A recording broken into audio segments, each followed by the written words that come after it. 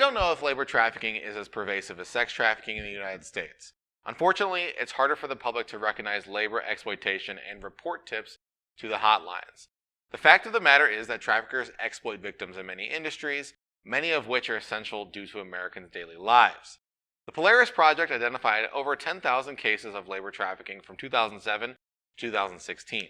In 2021 alone, the National Human Trafficking Hotline identified over 1,000 cases, accounting for 10% of all cases identified that year.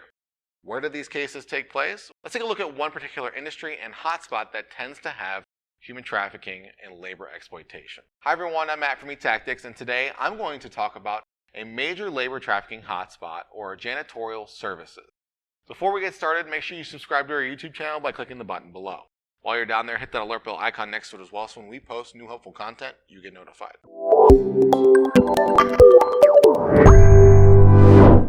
In 2021, there were 16 identified cases of janitorial labor trafficking.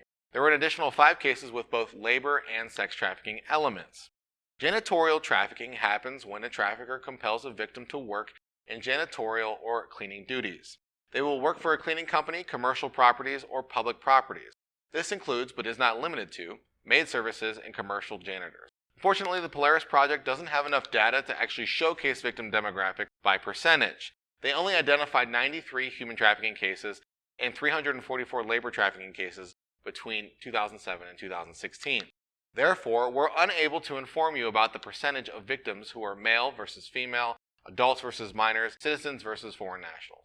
Though there's limited data, there's sufficient evidence that foreign national men, women, and unaccompanied children from Latin America specifically are most susceptible to the janitorial human trafficking hotspot industry. Others are from the Philippines, the Caribbean, or are U.S. citizens themselves. We also know that common methods of control include withholding or confiscating wages, verbal abuse, long hours, and threats of exposure to hazardous cleaning chemicals without proper protective equipment or personally protective equipment, PPE.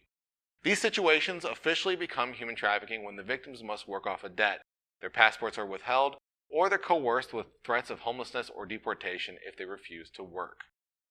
If you'd like to learn more about human trafficking hotspots, reach out to eTactics.